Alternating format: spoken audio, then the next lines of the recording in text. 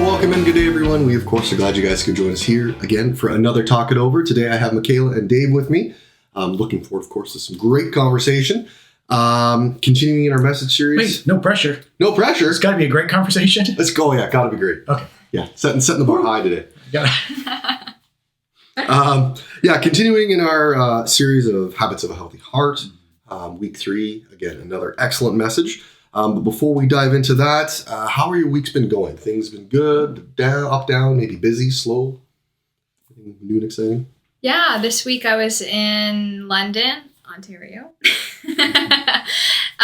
for some in-person work meetings. And so I work remote, so being able to connect with colleagues in person was really special. And we get to do that on an annual basis, but getting to hear from some guest speakers, celebrated 60 years of us being an organization. Just being able to, I guess, revitalize my passion for what I do. And sometimes you need something out of your routine to get you to that point. Now that I'm home, I'm getting back into my routine and my habits, which takes some time. But it was a good week. It was full, but full of good things. Because vision leaks, doesn't it? Yes. We have that vision for why we do what we do, and then it slowly goes away over time, and we need it renewed so that we can kind of be on board with that again. Definitely, yeah. So you hope it lasts for at least a year. Yeah. That's what we're hoping, right? Yeah, I mean, we still have moments throughout the year where that happens, but for sure. It's always different doing something like that in person than just remote all the time. Yes. You actually get to, meet face-to-face managers, coworkers, other people that maybe you don't see even virtually regularly. It's always a different experience when everybody kind of comes together. And it's like, you're taller, you're shorter than I thought you were, and I love those conversations. It's not what I expected. Yeah. Yeah. How about for you, Dave? Anything new and exciting? No, actually, it's been kind of routine stuff, so it's been good. We've been onboarding a new person at work, and so that's been good, and gearing up for some stuff as a church, and that's been really good. So I like it. I like the beginning of the year where we're kind of making plans and getting things initiated, and it's exciting. I really enjoy it. I think ours is fairly routine this week. Nothing ridiculous. We've got appointments coming up this week so that's going to be a little bit more busy again.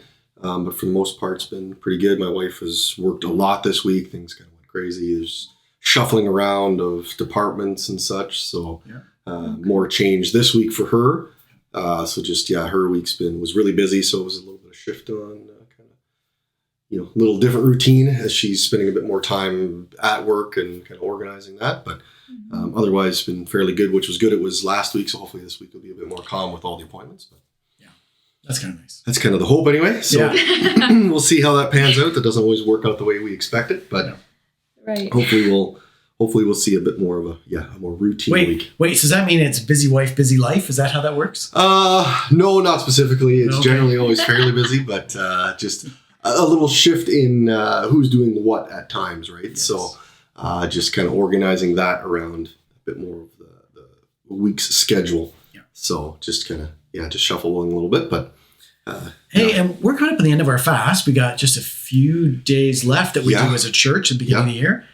And we kind of partner that with our one-word challenge, picking a word. Yep. And so you guys were talking about that a little bit before, but have you finalized? Do you guys know where you're headed with your one word for the year? Yeah. I think my word will be love. And my verse is from 1 Corinthians 14:1. Let love be your greatest aim.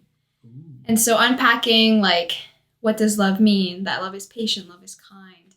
And also realizing that God is love. So let God be my greatest aim too. So it's multifaceted, and I'm not sure how God is going to use that, but I'm excited. Yeah, that's really good. It kind of makes it more exciting, doesn't it? When you don't really know where that's going to go or how God's going to use it. It's like, okay. Then an adventure. Yeah. How about for you guys? For me, it's generosity. That's going to be this year's focus. Definitely more direct, I'd say, than multifaceted. It's definitely going to be a more direct on being generous with what I have and what's been given to me, and being able to share that with people around me. So, are you looking for a verse for yours? I'm still looking for a verse. Okay. Haven't quite got that yet, but definitely word is for sure. And now it's the next piece on the verse. So we'll see kind of where that leads. But yeah, should be an interesting year. It's definitely different from the words I've had in previous years, where it's a bit more self-focused on, being content and things like that I've had in the past. This is very outward. So it's a very different direction. So looking forward to that. Interesting. And it makes me think of the Operation Christmas Child, like the commitment you made, right? To Yeah. packing 2 shoe boxes a month or so? Yeah. And again, that maybe kickstarted this idea of being generous. Taking that step into let's fill one of the big boxes, which is 24 shoe boxes. So came home with that idea, and Leanne was all on board, and she's been making like washcloths to go in every box. And we've been kind of starting to set aside making sure we're getting, toothbrushes and soap and all that kind of stuff in each and every box. So we're just kind of planning out each month what part of the box we want to put in this month. Yeah. And then as we move forward, as we lead to November of this coming year. So that's cool. Should be a lot of fun. And we'll see where it all kind of leads. It's funny how that works, because our habits direct our heart, but our heart can actually also change our habits. Mm-hmm. It kind of goes both ways, doesn't it? Yeah. Mm-hmm. Yeah, it's like a big circle. Yeah, you did something, and that doing something actually kind of directed your heart towards generosity. Yeah. Yeah. Generosity is going to change the heart for it. It's just, right? It's a constant cycle. Reinforcing good or bad. Yeah. I like that. I think my word is partner. I haven't finalized it yet. I haven't found a verse, and sometimes that's the part that really solidifies it for me, is when I get the verse to go with it. Yeah. So I got a few days left. I want to have it done for when we break our fast on Thursday. Yep. That's my goal. So a few days left. That's a good goal. Partner. I'd love to know, where did that come from? What inspired that word? I've been thinking a lot about our partnership with God. And that starting in the garden, he invited us into a partnership with him, and we got actually taken away from that. And a lot of times we get into this thinking that heaven and, someday is going to be this floating around on a cloud or in this place that's perfect. And really it's God saying, no, we get back to the partnership that I invited you into in the beginning. And what does that mean? How does that change things? And so that's kind of what I'm looking at, is what does it look like to partner with God initially? And then that extends to other people, because it's about bringing God's will and his word into the world. And that's a partnership too. Yeah. So what does that look like? I think it's easy too, because we live in a day and age where oftentimes we're working at home or working on our own. And so we're going to talk today about intentionality with relationships. Mm-hmm. I think you have to do the same thing with partnering, right? Mm-hmm. Partnerships, there has to be intentionality. So I'm kind of excited about where that might go. Yeah, that sounds good. It's a good word. I like it. Yeah. All right. So today's title is When Your Mind Won't Stop. And I think we all get to that point where things just kind of run and run and run. Sometimes, yeah. And it can be hard to actually have a kind of silent or quiet moment. Our verse today is from Matthew 6:6. It's taken from the Message translation. Here's what I want you to do. Find a quiet, scheduled place so you won't be tempted to role play before God. Just be there as simply and honestly as you can manage. The focus will shift from you to God, and you will begin to sense his grace, which I think is an excellent way to, again, of that, getting our minds focused, slowing our minds down, which is, of course, what Craig talked about this week. Our first question, we're going to change just a little bit. What are some maybe anxious or worrying thoughts that you've had this week? Something that's been kind of on your mind. I don't know if I'd call it anxious, but I guess it's something that we're thinking about lots, that we're concerned about. Mm-hmm. Word, I guess, might fit. I like to plan things. I like to know what the steps are and have thought that through in advance. And so when we're adding new things, it's not that I'm, oh no, what am I going to do? It's more of a, okay, have I thought this all the way through? And have I thought this all the way through? And so at the beginning of the year, we've got new stuff for the church and for our family and for the business. And I like to have thought through all of the potentials of where we're going to go with it. Yep. And so my mind gets a little bit absorbed with that for a little while. Mm-hmm. Yeah. I get that too. Yeah, that makes sense. Yeah. I feel like for me, it's for at least being away from home this past week, it was even just driving. Sometimes it's the little things that I'm not used to because I work from home, and also my husband does most of the driving when we run errands. It's just not something I'm as comfortable with as before.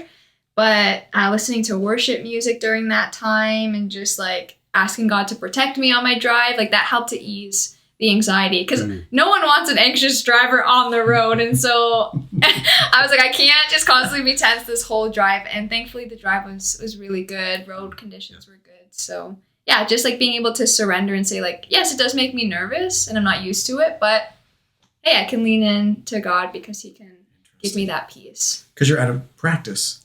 That's it. That's exactly it. And so, yeah, there's a nervousness that comes with, like, I don't do this all the time, so I'm a little concerned about how it's going to go. And it's not just a 30-minute drive. It was a good like hour and a half. Yep. So and cold. It was cold, but no ice. So that was good. It's certainly anxious driving, tense driving. Yeah, certainly is extremely mentally demanding, and can really make you actually become quite tired. Yes. As you're driving, and you actually get tired from you do. from the sheer focus, because you don't want to make a mistake, you don't want something to go wrong, you don't and everything in your body tenses. It gets to the point, but when you get there, you're just like, I'm done. You're just done. Yeah, I'm like, I'm almost there. See, driving that drive, like a shorter drive, I don't think about because I've done so much driving over the years. But when we drove down to Florida for the first time, and going through the mountains at night, it was like that, right? You're tense because I don't know what to anticipate, and so I'm nervous about how this is going to go.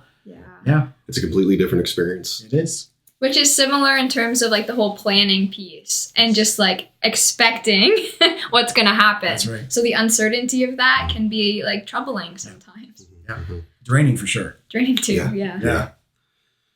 Oh, yeah. I think for me this week and last week, and I guess this upcoming week, I think it's going to be more just the appointments.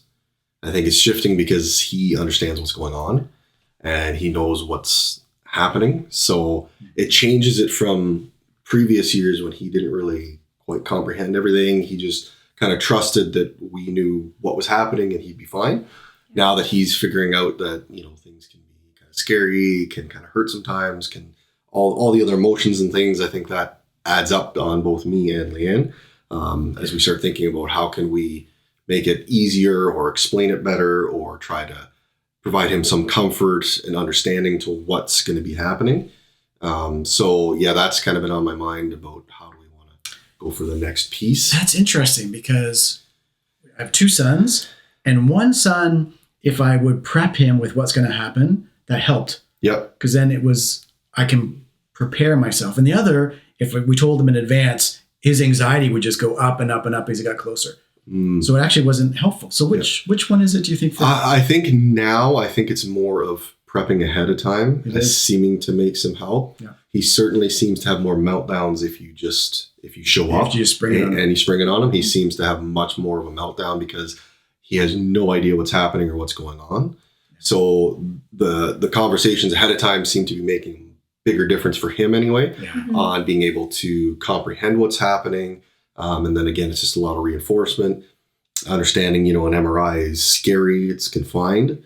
But me being in one, I've been able to help him understand like kind of what's going to happen and that, it's tight. It can be scary, but it's not as scary as maybe you're imagining it to be. I don't like confined spaces and I was able to manage it. So just expressing that to him and helping him to kind of understand that, yes, it can be scary. It's a big machine. It makes lots of noise, but it's not as bad as you're making it out to be, right? Yeah. So he gets to have one of us in the room with him. So I'll be in the room beside him as this is all going on. He gets to bring a stuffy. They got special goggles. He gets to watch a movie. And so it'll be a little bit, I think a little easier for him in that sense. And I think they try to make that as best they can for the kids because it's a big machine. It's kind of scary. So. And you've got anxious thoughts is what we're talking about. Anxious thoughts, How's this going to work? And is this dangerous? Well, I like how you like reassured, Emmett, right? And just like as a father does, and same with our Heavenly Father, how he will reassure us. Yep. And like sometimes we'll spend and waste, honestly, energy and time being anxious and being like worried about something and it doesn't actually happen the way we imagine it to happen. Yep. So just being able to lean in on him for that true, like inexplicable peace that comes and that he's in control. Yep. I like that. Yeah. All right. The next one, we'll read the Matthew 6:6 again. Here's what I want you to do. Find a quiet, scheduled place so you won't be tempted to role play before God.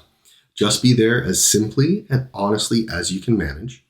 The focus will shift from you to God and you will begin to sense his grace. So with that in mind, what are some reasons why Jesus might have given us these specific directions? That's a paraphrase from the Message. Yeah. And I like the way he puts it because he's trying to kind of speak to our hearts a little bit more in a way that we can understand. So the part that Craig zoned in on was the scheduled part. Yeah. And talked about you have to be intentional. Yeah. And so it's Jesus saying, be intentional about spending time with God the Father. Like, be intentional about that.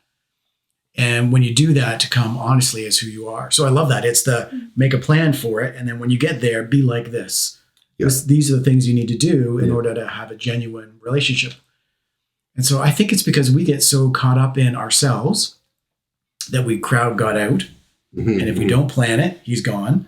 Yeah. And when we do spend time with God, oftentimes we bring something fake because we're trying to impress him or do something that we think God is looking for, rather than just being honest. Yeah. And so I love that Jesus gives us both of those. Oh, yeah. Like, this is what you need to do. And Craig, I think, zoned in on more of the scheduled part of that, which I think was really good. Mm-hmm. That if we're not intentional, if we don't plan it and put it in there, we live in a world that wants to crowd things out.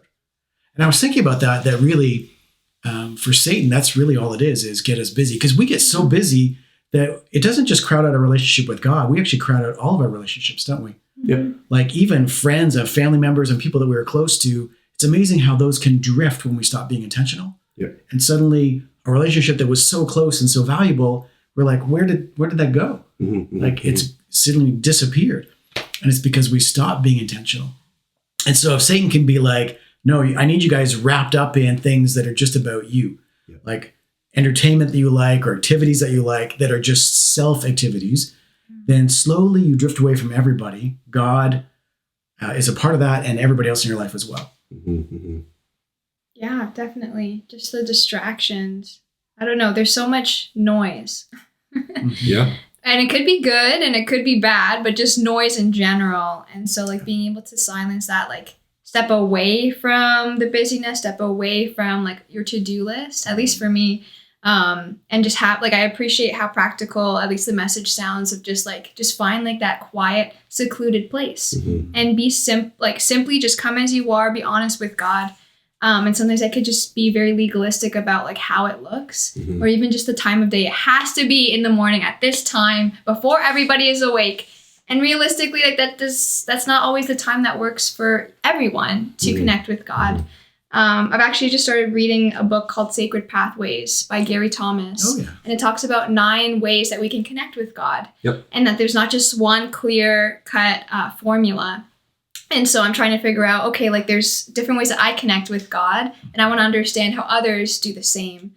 And so I'm thinking about being quiet and intentional with God. I've been trying to do that in the mornings and figure out what's my space. So right now it's on the couch. And before it was looking at our Christmas tree, which was a very like cozy and just like warm environment, which for me is important. And I need the environment to kind of get in the spirit and posture of talking and listening to God.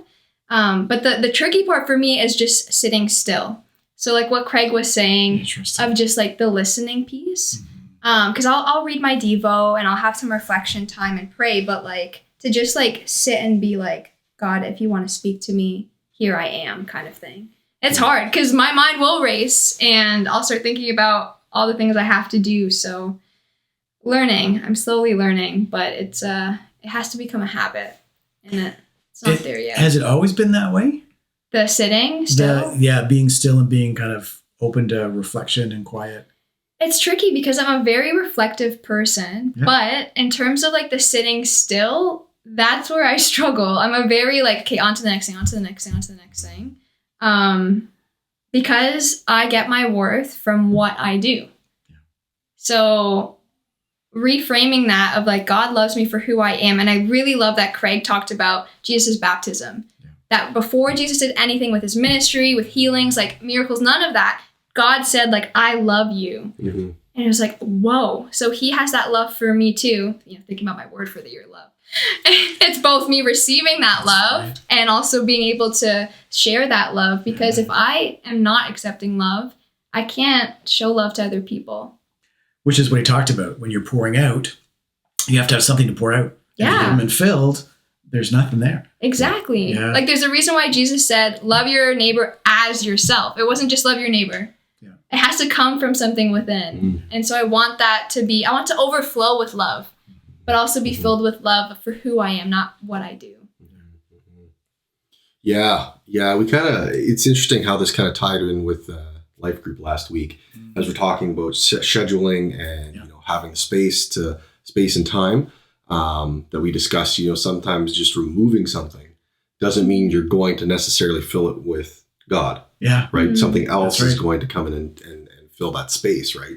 So it's kind of that balloon. You start with a little bit and you kind of got to blow that up. Right. Yeah. With God to start pushing the other stuff out. Interesting. Right. And we kind of talked about that where we need to fill it and just push the other stuff out, not just remove it. Yeah. And so I thought that was interesting how that tied today with scheduling and making it into the schedule, which is going to force some other things out of the way, right? Yeah, you're kind of pushing it in to having to move some of the things out, which I thought was really good, because that's something I think we need to do, because it is easy to remove something and just put something else in its place. I, over the years as a pastor, had so many people come at the churches I worked at over the years and say, my life is too busy. And I would say, you need to slow down. You need to clear some space. And so they would typically drop ways they were serving. Okay. And then I would check back in with them a month or two down the road. And what they'd done is they'd taken that time and they'd filled it with something else. Mm-hmm, mm-hmm. And it wasn't a replenish thing. It was another busy thing. Yep. And so I began to realize that, just making space was not enough. Yep. If there wasn't a plan for what are you going to put in that? Yep. What are you going to put into it? Yep. And if it's slowing down and being with God and rejuvenating, then excellent. Yep. Make some space and do that. Yeah, because ultimately we will make time for things that we care about, the priorities. Mm-hmm. Yeah, and you're talking about the legalistic idea, and I think that's a stumbling spot for me. Mm-hmm. And again, in our Bible reading plan, left a little comment about that I find myself in that legalistic, that it has to be this, I have to be saying the right things, it's got to be at the right time, it's got to be this, and then if I'm trying to make it that, then I almost come as like not myself, because I'm just trying to make sure it gets done correctly over just being there and just being present. Right. So again, scheduling a time, but then not trying to force how it has to go, like what has to happen in that moment. Right. It may just be sitting and being still and just listen. Well, it's interesting because it goes back around to what you talked about with your work, where sometimes doing it the same way all the time, the vision leaks, and I need something new. I need something different to kind of rejuvenate it. Yeah. And that can be true even of a quiet time, can it? Yeah. That I need to change things up just a little bit. And that's what I've been doing in this year. As I've changed things up just a little bit in how I do it to bring a different freshness to it. Yeah. Because you can get kind of stuck in I just do these things, check the boxes, and off I go. I say this prayer, I read this thing, and I sit for 3 minutes and just be quiet, right? Yeah. And you just get that built in, and that's what you do. But you're missing the point of how to really connect with God, because you're not really connecting. You're just going through the motions, right? And they talked about that in that verse about, don't be fake in front of God. Don't be that kind of person. Mm-hmm. Just be yourself as you are. Don't, try not to make it out to be more than what it just needs to be. Yeah. And it applies to our other relationships. Like, I know I'm just 1.5 years into marriage only and still learning. But like one thing that people have told us is just continue dating. Yeah. And so like being able to do different activities together. And it's not just okay, now it's we're married, that's it. We get to see each other, and let's not be intentional, because we've checked off the box of we're at the place we want to be. So just that constant being on that adventure and being intentional. It has to be the same with God too. Because it can get dry and mundane, and it's not supposed to be. A relationship with God, the creator, whoa, that's a big deal. So being able to do different things and think about the sacred pathways, right? Different ways to connect with God, if that's outside in nature. If that's maybe going to, I don't know, a worship concert or something, just different spaces and places too, and people. Yeah. But you have to plan it. You have to plan it. You have to schedule it in. You got to set it in there somewhere, because it doesn't happen by itself. Yeah. No, that's for sure. Oh, well, we have flown through the time. Yeah, I know. Oh my goodness. It seems like it just started, but yeah, we have flown through our time here today. We, of course, are so glad you guys could join us again for another Talk It Over. Looking forward to, again, what the next part of the series looks like. Again, should be another excellent conversation. We, of course, want to thank you guys for joining us. I want to thank the tech team behind us for making this all possible. And we, of course, want to remember, whoever finds God Finds life.